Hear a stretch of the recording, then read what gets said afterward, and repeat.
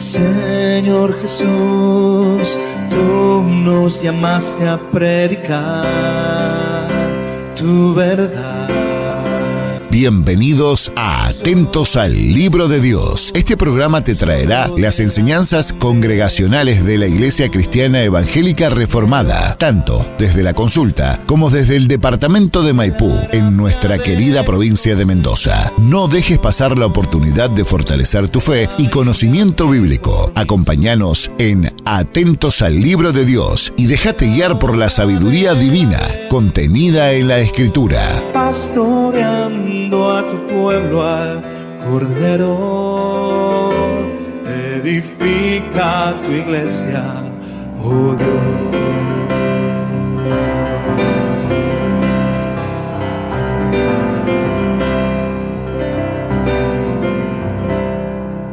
Señor Jesús, tú nos llamaste a predicar tu verdad. Solo de Jesús, solo de la sangre de su cruz quiero hablar, de la gracia de nuestro Señor,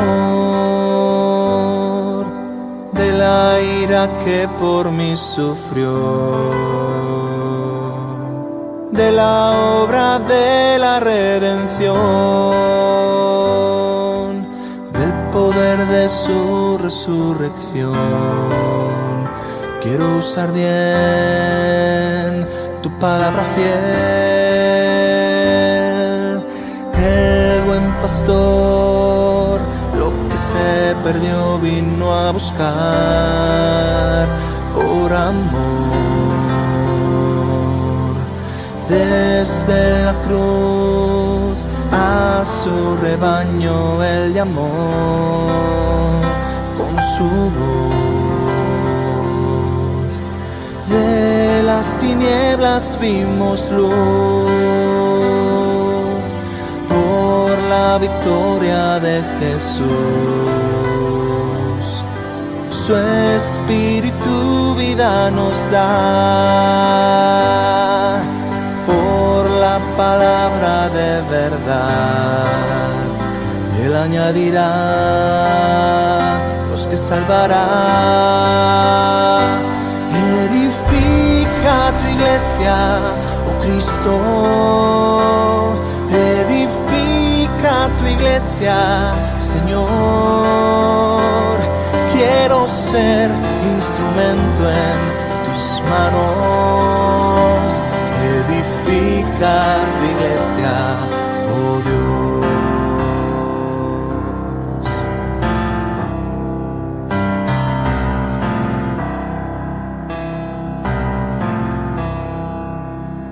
Rey de Israel, Maestro, quiero oír tu voz otra vez y caminar por el ejemplo de tu amor. Dame fe, cada mañana poder ver cuán asombroso es tu poder. El esplendor que hay en tu ser, lo deliciosa que es tu ley. Yo te seguiré, hazme un siervo fiel. Hijo de Dios, mi compromiso quiero hoy renovar. Que mi pasión sea tu gloria y tu nombre exaltar. El evangelio proclamar y sus verdades encarnar. A mis hermanos siempre amar, el polvo de sus pies lavar. ti. Envíame a mí. Edifica tu iglesia, oh Cristo. Edifica tu iglesia, Señor. Quiero ser instrumento en tus manos. Edifica tu iglesia, oh Dios. Quiero ser piedra viva en tu templo, saturado en tu santo evangelio, pastoreando a tu pueblo al Cordero. Edifica tu iglesia, oh Dios.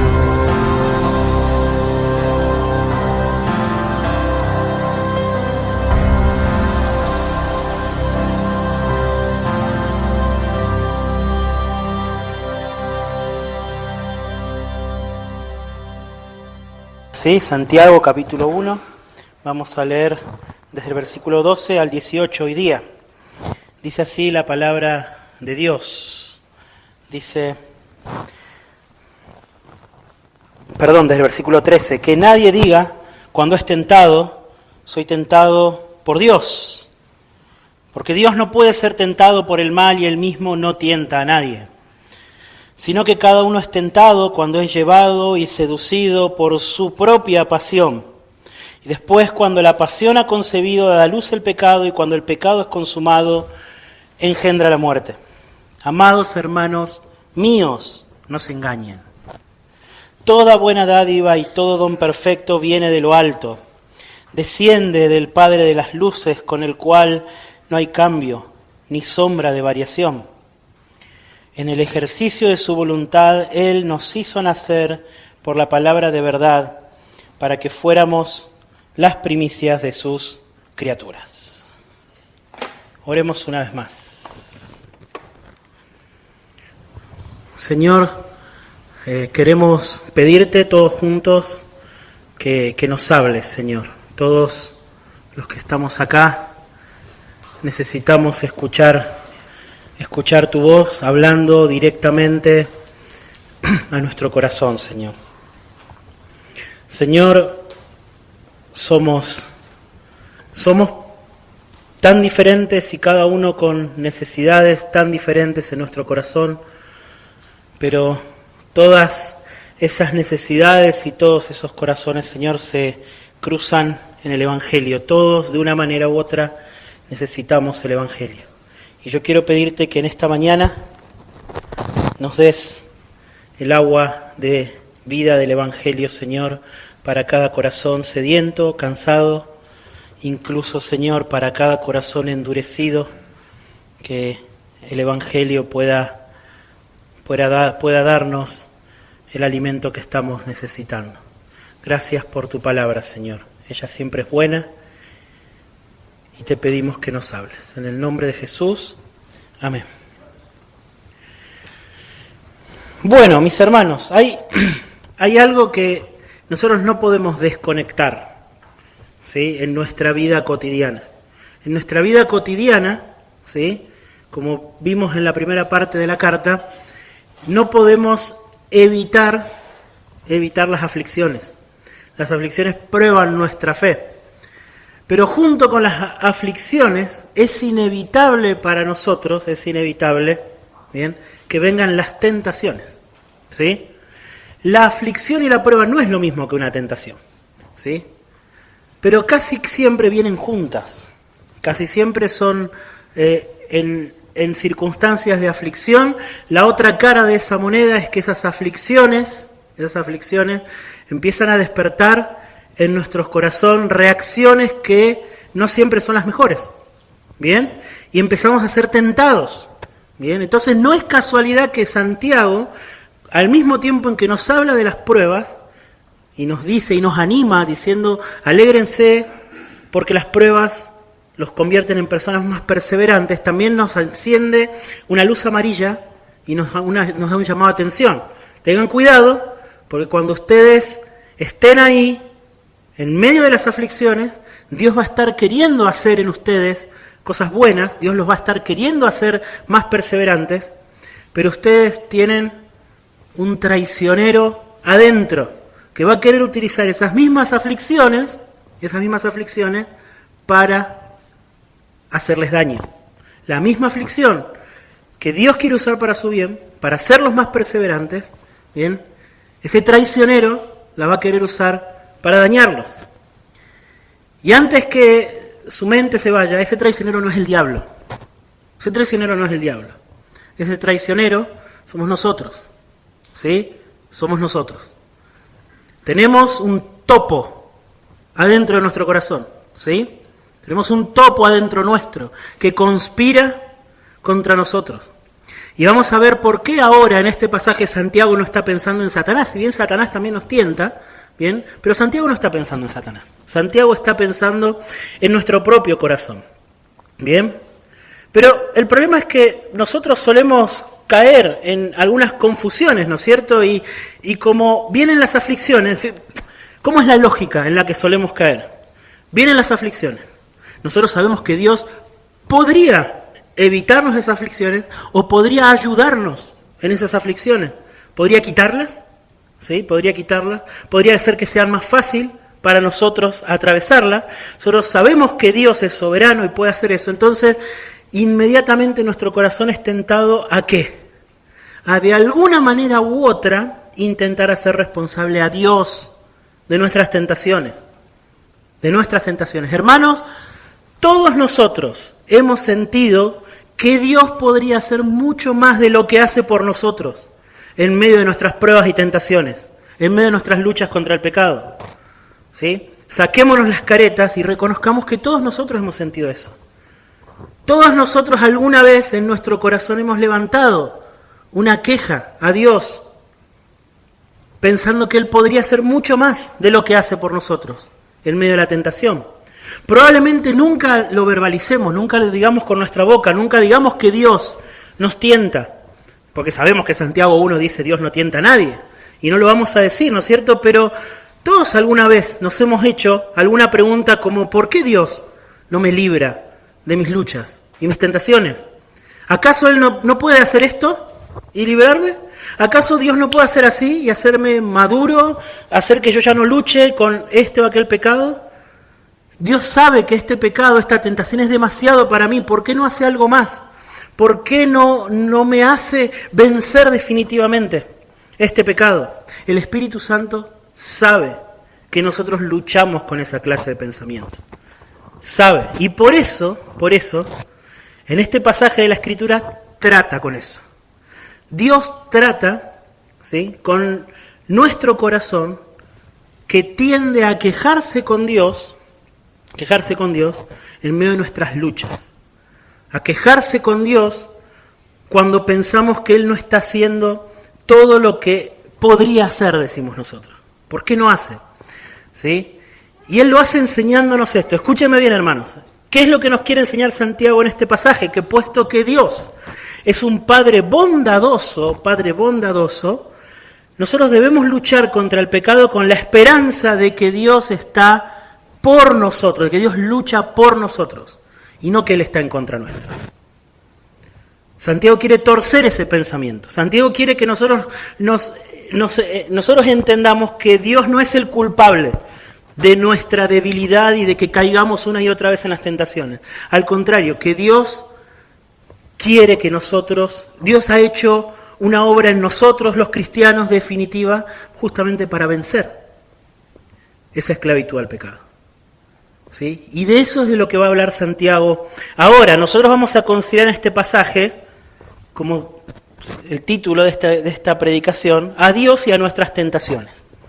Y nosotros vamos a ver que en este pasaje Santiago nos va a enseñar, es muy sencillo, este sermón es muy sencillo, tiene 2 puntos nada más, qué es lo que Dios no hace con nosotros en medio de la tentación y qué es lo que Dios sí hace con nosotros, por nosotros, en medio de la tentación. Eso es lo que dice Santiago acá. Así que vamos en primer lugar a considerar qué es lo que Dios no hace por nosotros en medio de la tentación. ¿Bien? Bueno, y yo les ruego, hermanos, que si alguno de ustedes está en medio de aflicciones, en medio de la tentación producto de las aflicciones, o si alguno de ustedes se da cuenta que una y otra vez las pruebas y las aflicciones le han hecho caer a usted en tentación y en pecado y alejarse del Señor, que usted tiene que recibir la palabra de Dios. ¿Qué es lo que dice la palabra de Dios? Que nadie diga cuando es tentado, soy tentado por Dios. ¿Qué es lo que Dios no hace con nosotros? Dios no nos tienta, hermanos. ¿Sí?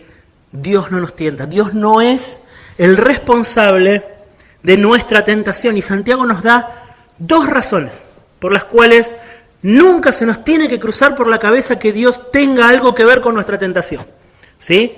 La primera tiene que ver con la naturaleza de Dios. Dios no puede, dice, Dios no puede ser tentado por el mal y Él mismo no tienta a nadie. Dios no puede ser tentado por el mal y Él mismo no tienta a nadie. Ahora, para que nosotros podamos entender a Santiago, nosotros tenemos que entender en qué está pensando Santiago cuando nos habla de tentación. ¿Bien? Santiago, fíjense que Santiago está viendo al pecado como un bebé. Si ustedes siguen la ilustración del versículo 14, Santiago ve al pecado como un bebé. Y el proceso de la tentación es como la gestación de ese bebé. ¿Sí? Fíjense los pasos, los 4 pasos. Dice que cada uno es tentado ¿cuándo? Cuando el deseo se concibe en nuestro corazón. Cuando hay un deseo que nace en nuestro corazón. Y acá la palabra clave, ¿sí?, es pasión. La palabra pasión, o como dice la Reina Valera, concupiscencia. ¿Bien? Esa palabrita rara y antigua significa deseo o pasión. ¿Bien? Ese deseo nace en nuestro corazón y en el segundo paso, ¿qué dice? Dice que ese deseo empieza a ejercer una poderosa acción de atracción y seducción. ¿Sí? Santiago acá está explicándonos la psicología de la tentación. ¿Sí? Se concibe un deseo y ese deseo empieza a atraernos y a seducirnos. Todos sabemos de lo que está hablando Santiago. ¿Sí? Todos sabemos de lo que está hablando Santiago. Todos experimentamos esto en el proceso de la tentación. Y Santiago luego nos dice que nosotros pecamos siguiendo ese deseo. Ese deseo se gesta en el corazón, empieza a atraernos, empieza a seducirnos, se hace cada vez más fuerte y en respuesta a esa fuerza del deseo nosotros accedemos, pecamos. Pero Santiago nos dice cuál es el resultado final, quién es el niño que nace de ese proceso de gestación. La muerte. La muerte. ¿Bien? La tentación es un proceso, hermanos, que nace como producto, ¿sí?, de que nuestro corazón desea cosas malas. La tentación sucede en el interior. Entonces, Santiago, ¿qué nos está diciendo? Primero, eso nunca sucede en el corazón de Dios. Dios no puede ser tentado por el mal. O sea que en el corazón de Dios nunca va a nacer un deseo malvado que lo va a atraer, que lo va a seducir y que lo va a arrastrar al mal. Hermanos, el corazón de Dios es santo, el corazón de Dios es puro, el corazón de Dios no tiene nada que ver con el mal. Si hay algo que Dios nunca ha experimentado, es que de su corazón naciera algún pensamiento, alguna emoción, alguna intención, algún deseo malvado. Nunca. Jamás. Jamás.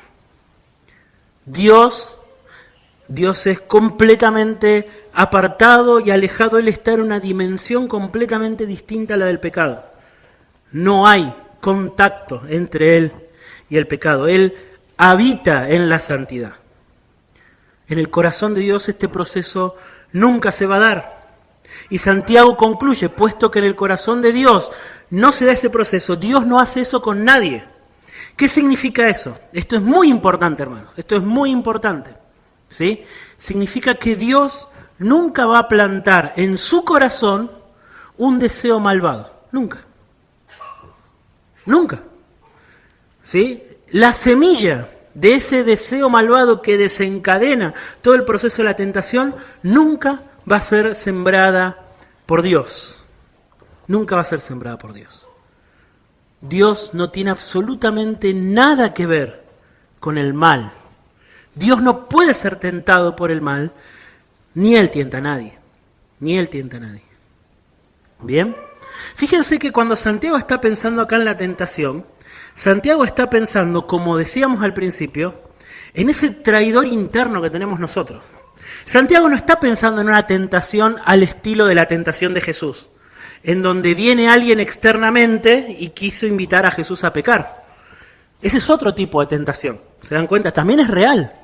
También es real. Nosotros también enfrentamos esa tentación, pero Santiago no está pensando en ese tipo de tentación, en la tentación externa. Santiago está pensando en la tentación que nace de nosotros.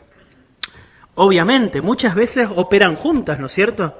Muchas veces externamente aparece algo y eso despierta en mí un deseo malvado. Puede pasar también eso. Es lo que le pasó a David. A David le pasó eso. David un día se asomó a una terraza, vio lo que no tenía que ver y eso despertó un deseo inmoral en su corazón y sucedió esto, ¿no? Lo arrastró, lo sedujo, pecó, muerte. Muerte. Entonces, Santiago acá está pensando en la tentación producto de nuestros deseos interiores. Dios nunca va a sembrar en usted, mi hermano, un deseo malo. Nunca. ¿Sí? Mis hermanos, conectemos lo que está hablando Santiago. Santiago está tratando con hermanos que producto del sufrimiento estaban expuestos a muchas tentaciones. Y la aflicción nos expone a esas tentaciones, nos expone a la queja, nos expone a la insatisfacción, ¿sí? Nos expone incluso, como en el caso de los hermanos, estaban expuestos incluso a negar al Señor para bajar la presión de la persecución. Bien. Algunos de ustedes, mis hermanos, producto de diferentes aflicciones, caen en ansiedad. Bien. Algunos de ustedes, producto de diferentes aflicciones, terminan de forma consciente o no, bien, consciente o no, alejándose del Señor. Pero todas esas cosas, Santiago dice que ninguno de ustedes se les pase por la cabeza que es Dios el responsable de eso. Todas esas cosas, todas esas aflicciones suceden afuera, están fuera de las murallas de su corazón. El punto es cómo reaccionan ustedes. Dios no va a meter al traidor, Dios no va a ser el que ponga en el corazón de ustedes un deseo malvado. Eso sáquenselo de la cabeza. Entonces tenemos que preguntarnos ¿de dónde viene ese deseo malvado? ¿De dónde viene la tentación? Si Dios no lo pone, ¿de dónde sale? Bueno, Santiago nos da la segunda razón por la que nosotros no tenemos que frustrarnos con el Señor en medio de la tentación.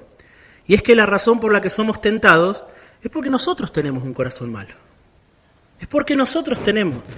Fíjense el versículo 14. Cada uno es tentado cuando es llevado y seducido, ¿por qué? Por su propia pasión.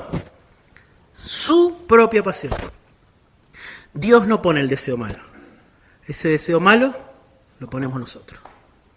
Es nuestro propio deseo. Es nuestro propio. Nos pertenece. Nos pertenece. Es nuestro. La tentación se da porque estas cosas que suceden en nuestro exterior tocan una nota que hace vibrar algo en nuestro corazón. Hace vibrar algo. ¿Sí? Algo reverbera en nuestro corazón. Nosotros no somos tentados cuando enfrente nuestro se nos pone algo que nos hace pecar. La tentación no es algo que nos pasa, hermanos. ¿Sí? Somos tentados porque nuestro corazón desea las cosas malas que se ponen frente a nosotros. Somos tentados porque nuestro corazón, ¿sí?, reacciona con maldad frente a las cosas que van sucediendo en la vida. ¿Sí? Es nuestro corazón. Es nuestro corazón. Este proceso de tentación que menciona Santiago, ¿sí?, comienza en un sitio sumamente oscuro.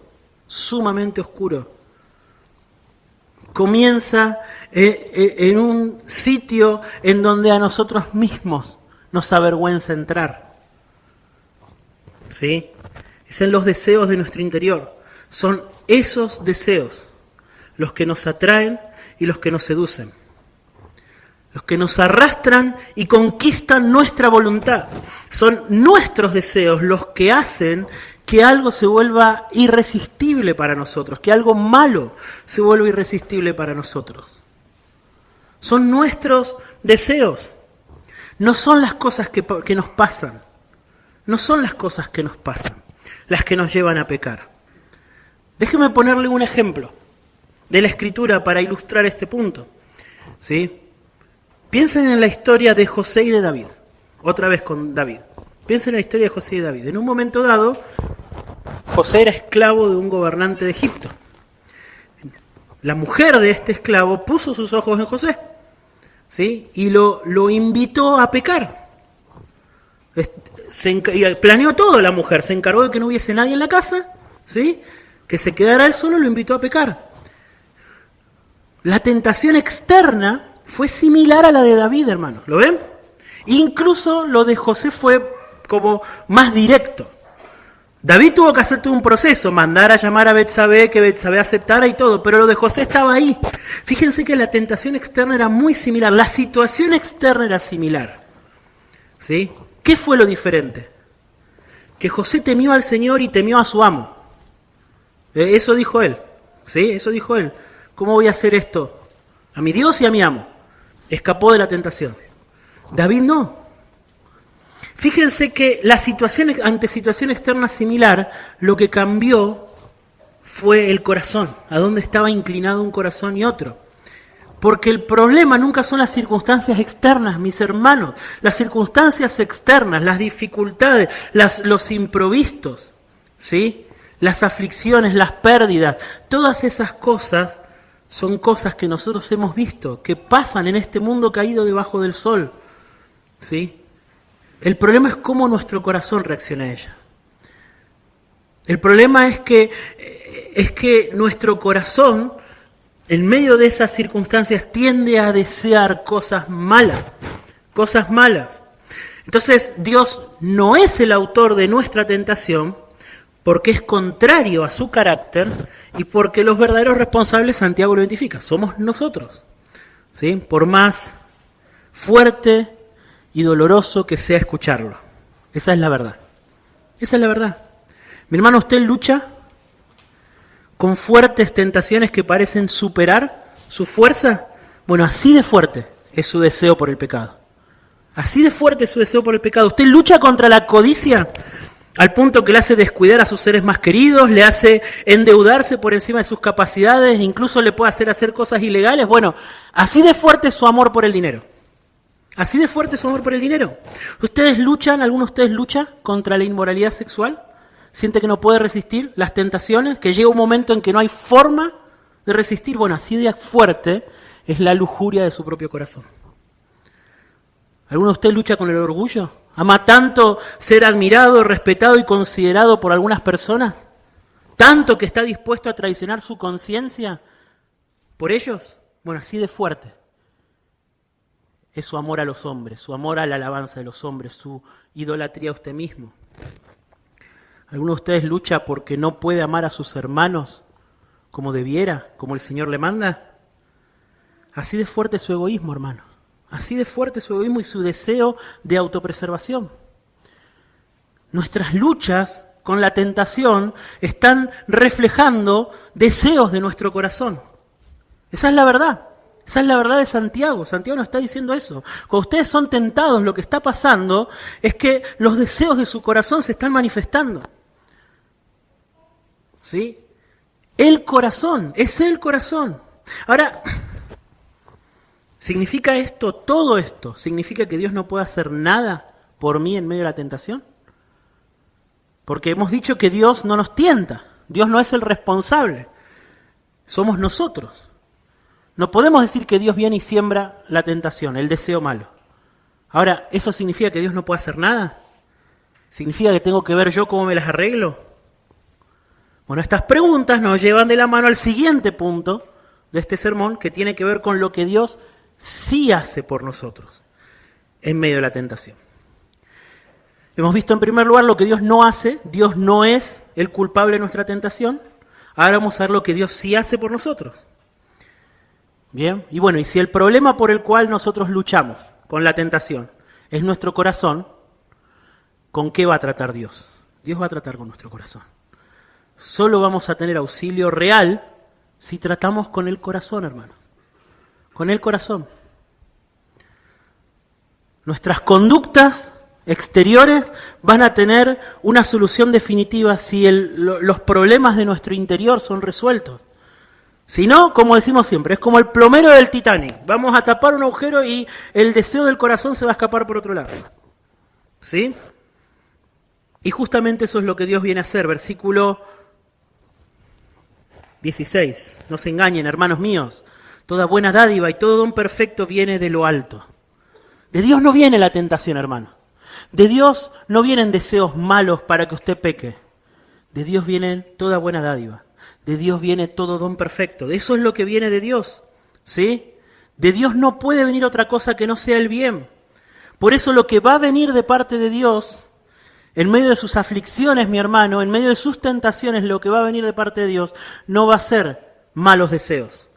No van a ser invitaciones a pecar. De Él va a venir la ayuda, el socorro, el auxilio, la salvación que nosotros necesitamos. Eso es lo que va a venir de parte de Él. Siempre va a ser así, porque en Él no hay mudanza, en Él no hay variación, en Él no hay sombras. En Él no hay sombras. Dios no es un ser eclipsado que nos muestra una parte que nos dice, sí, yo les voy a hacer el bien, y por detrás está operando adentro nuestro para que caigamos en tentación. Dios no es así, hermanos. Dios no es así. De Él viene lo bueno hacia sus hijos.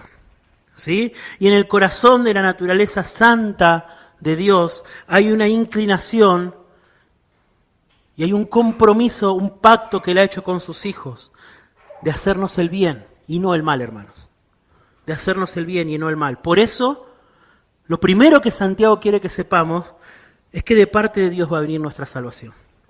De parte de Dios va a venir la ayuda, el auxilio, el socorro que nosotros necesitamos en medio de la tentación. Bien, pero en segundo lugar, Santiago nos dice exactamente cómo Dios ataca el centro del problema. ¿Cuál es el bien definitivo que Dios hace por nosotros, ¿sí?, para que luchemos y venzamos la tentación? Dios nos hizo nacer de nuevo. La única forma que había de tratar con nuestro problema de inclinación al pecado y nuestros malos deseos es haciendo un trasplante, hermanos. Un trasplante de corazón. ¿Sí? El corazón viejo, duro y de piedra no sirve más. Y aquellos de ustedes que no son de Cristo saben que ese corazón no sirve. Saben que pueden ponerle un montón de pilares que lo sostengan, pueden tratar de decir, yo a partir de ahora voy a hacer esto, voy a dejar de hacer esto, y todo eso no sirve, sus malos deseos se van a escapar por algún lado. ¿Sí? Ustedes saben. Por eso Dios lo que hizo, ¿qué es? Versículo 18.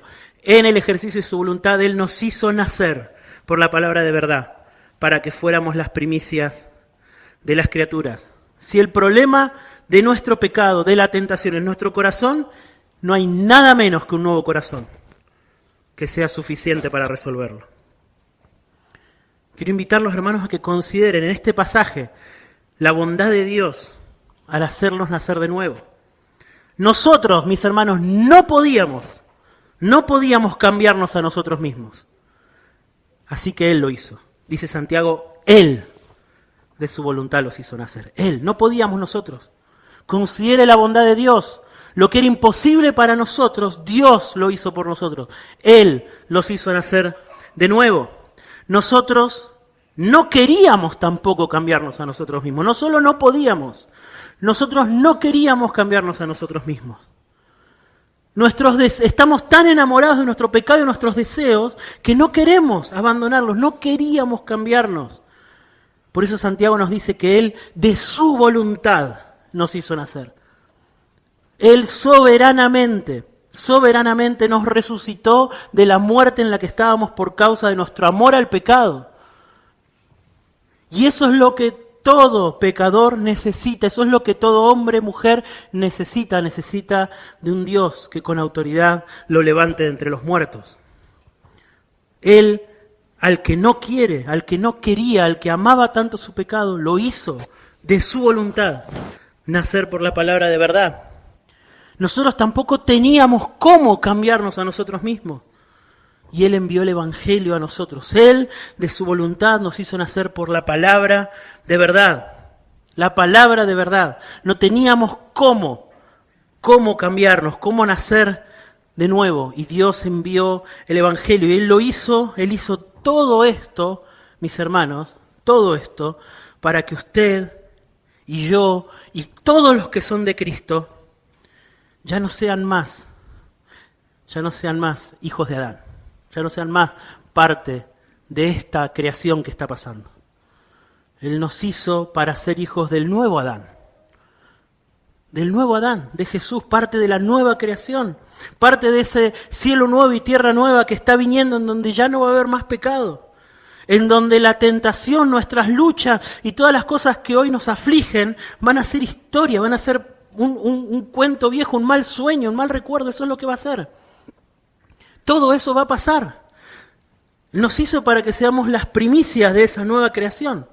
¿Sí? Así como en la antigüedad los judíos tenían que ir y llevar un poquito de la siembra que habían tenido en el año al templo, como una señal de agradecimiento al Señor, de la siembra que estaba por venir en la temporada, nosotros, dice Santiago, somos eso, somos como lo primero, la primera demostración de algo nuevo que está viniendo, algo increíblemente nuevo. Eso es lo que somos. Dios nos hizo nacer para eso. ¿Puede verlo, hermano? Hermano, si usted es de Cristo,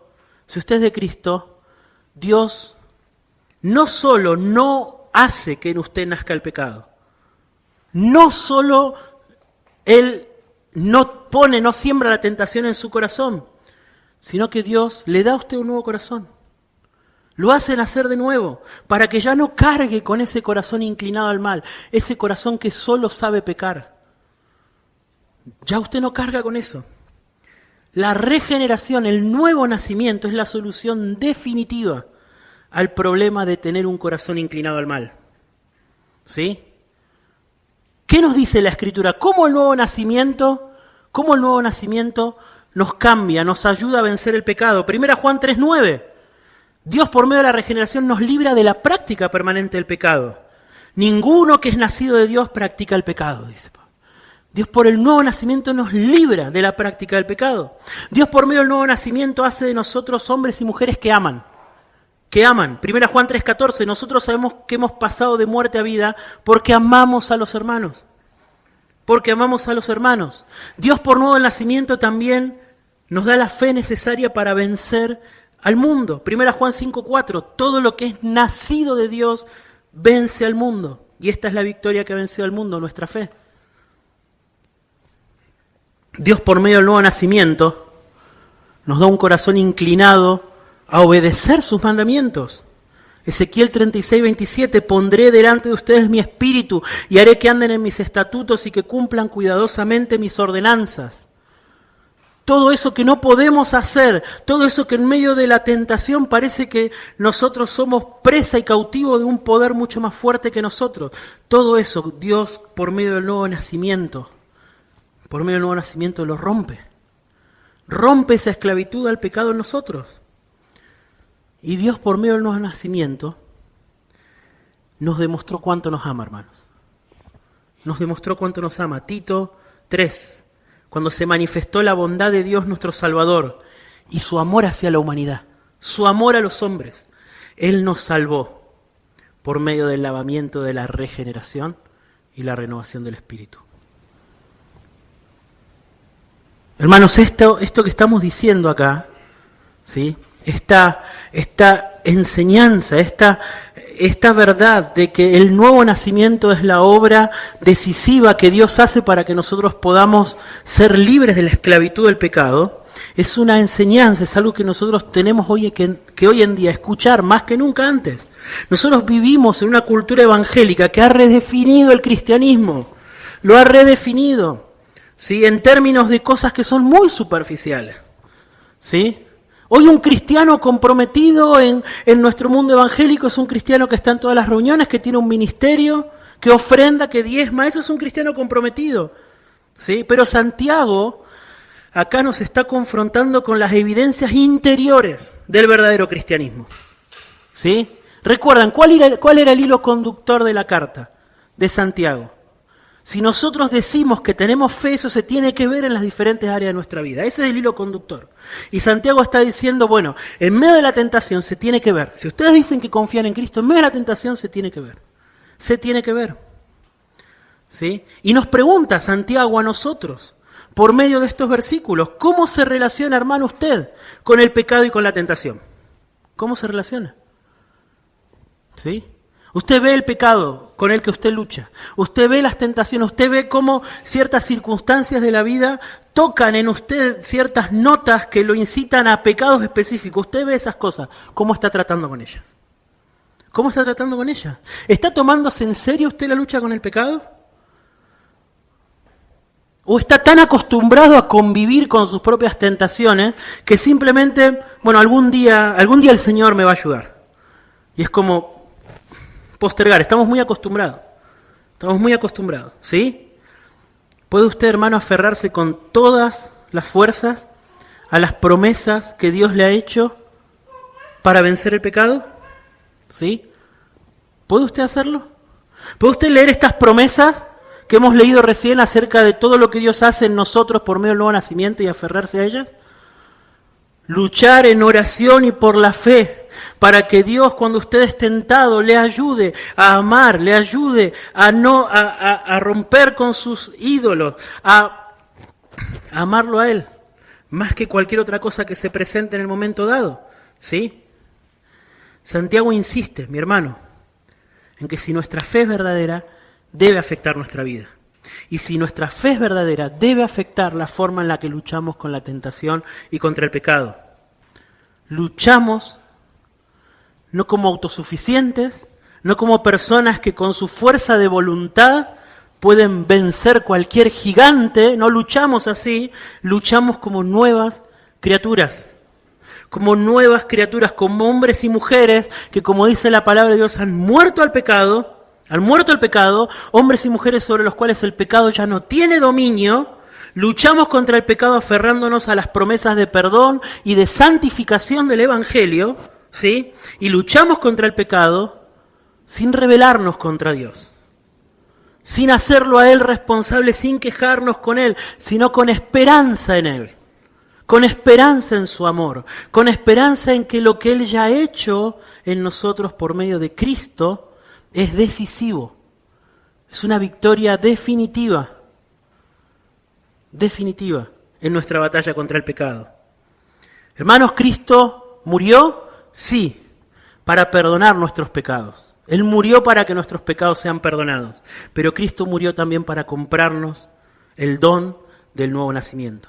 Cristo murió para comprar para nosotros un nuevo corazón, que ya no está inclinado al mal, que ya no lo rechaza, que ya no lo odia, ya no lo aborrece.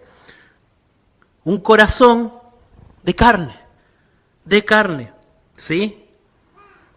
Entonces, mis hermanos, yo los animo a ustedes que son de Cristo, que en medio de la presión, que muchas veces puede ser mucha, de la tentación combinada con la aflicción, ¿sí?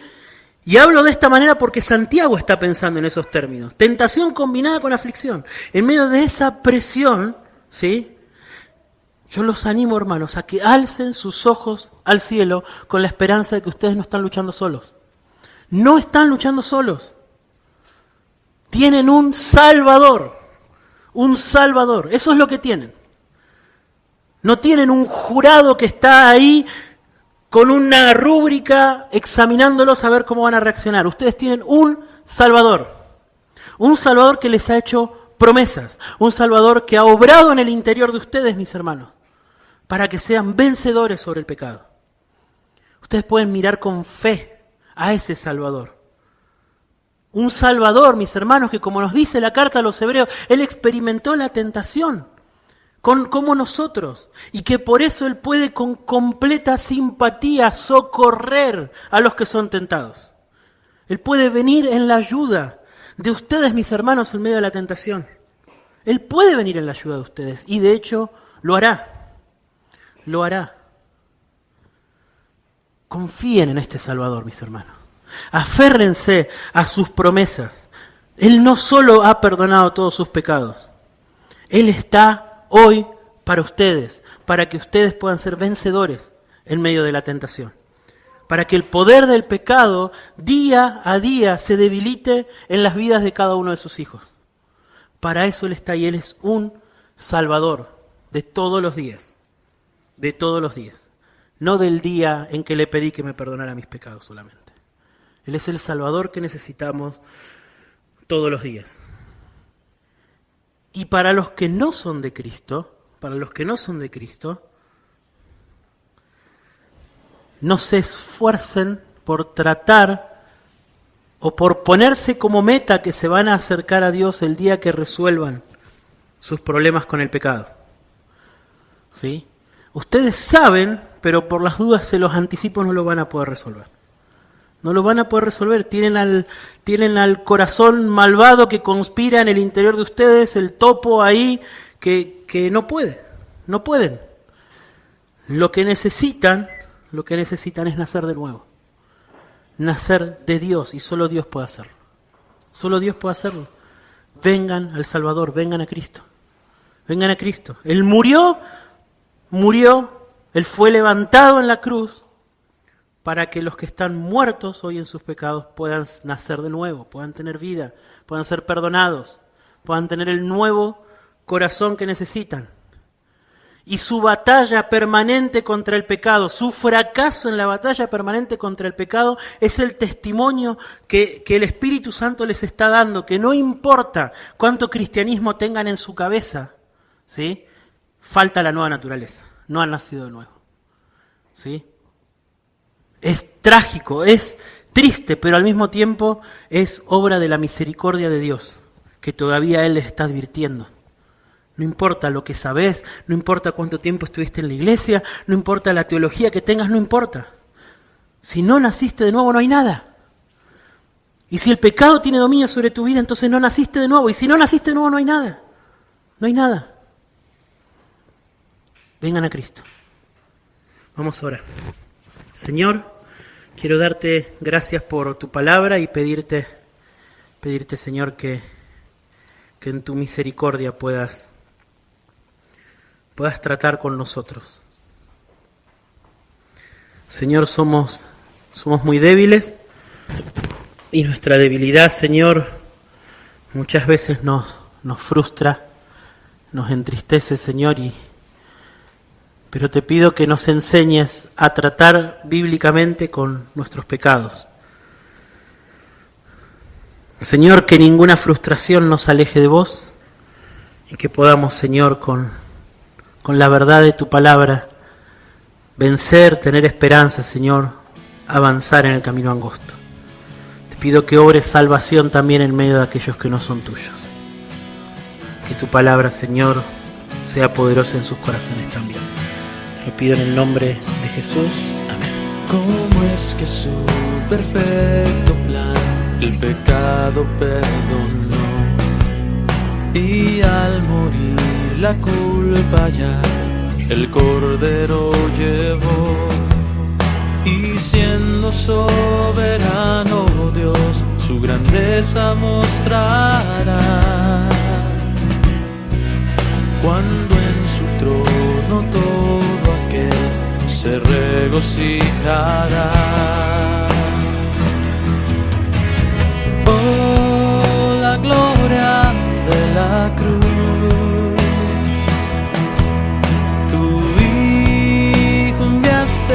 a morir, mi vida perdida será para poder conocer la gloria de la cruz.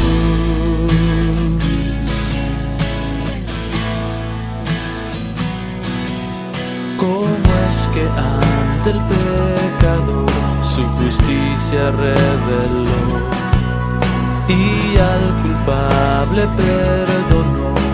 tus manchas ya lavó y su justicia demostró que ira ya no habrá, y por su muerte y expiación tengo ya redención. Oh, la gloria de la cruz, tu Hijo enviaste a morir, mi vida perdida será para poder conocer la gloria de la cruz.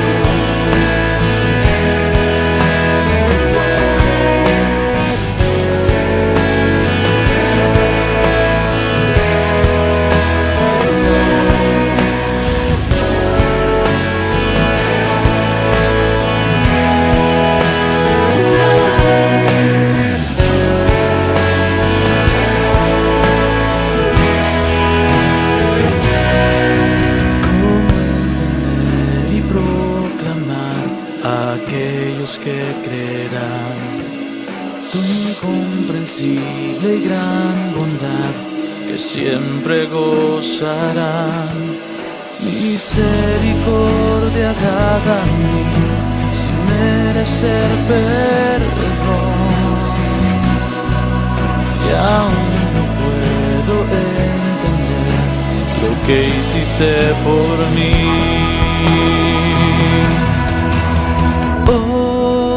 La gloria de la cruz, tu Hijo enviaste a morir. Oh, la gloria de la cruz.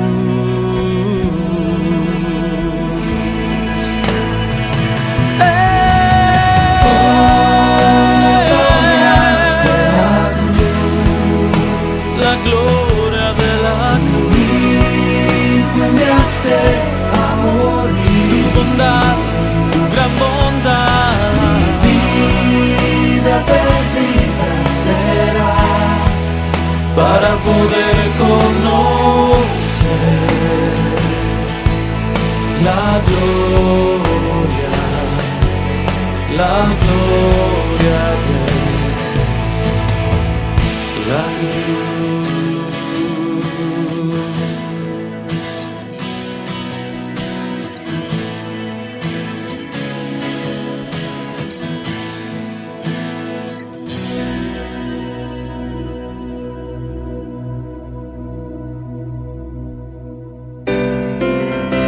Y así llegamos al final de otro episodio de Atentos al Libro de Dios. Esperamos que las enseñanzas congregacionales de la Iglesia Cristiana Evangélica Reformada hayan sido de bendición para tu vida. Edifica tu iglesia, oh Dios. Quiero ser piedra viva en tu templo. Agradecemos tu compañía y te animamos a seguir creciendo en tu conocimiento y relación con Dios a través de su palabra. Hasta la próxima, y que la gracia y la paz de Dios estén siempre contigo. Edifica tu iglesia, oh Dios.